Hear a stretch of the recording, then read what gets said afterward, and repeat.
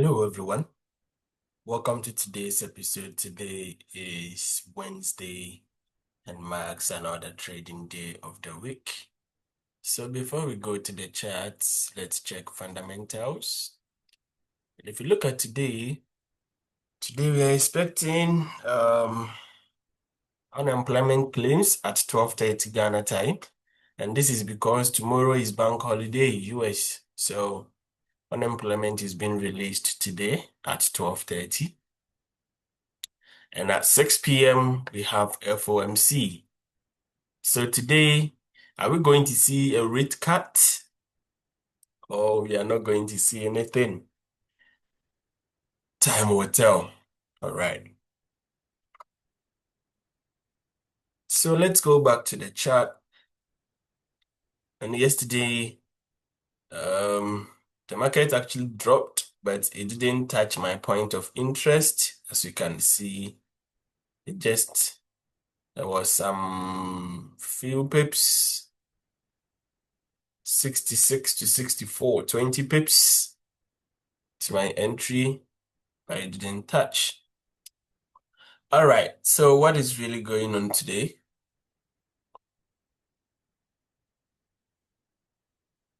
Now, if you look at daily, you can see yesterday was just consolidating. Yesterday didn't really make any move. It was some, let's say, how much?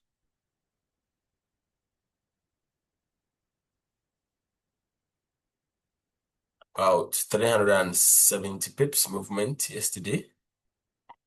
All right, so looking at daily, is gold pushing up now? Because if you look at yesterday candle closed Doji. Doji means indecision. And we have tweezer, we have triple top. So are we going to see a sell or we are going to see a buy? Now, if you look at the decision now, gold is crazy. And it is today that we are going to see whether it's going to drop or it's going to fly after Fed give us the outcome of rate, whether rate cut or not. That is where we are going to see where gold is going to go next. All right. So according to daily time frame, the market is supposed to be selling, but selling, and there is still a support, so it's going to be difficult. There can still be a potential buy. So you just have to wait. And now H4. If you look at H4, you can see that for a couple of hours, the market was just consolidating in one area like this. All right. For a couple of hours. 1, 2, 3, 4, 5, 6, 7, 8, 9. Wow. I see. That is for 36 solid hours. The market was just consolidating. So, if this H4 candle closes above the consolidation area, then it tells us that today we are going to see a push all the way to the upside around 34.11, because this is also a demand, a supply zone H4. Okay, this is H4 supply zone.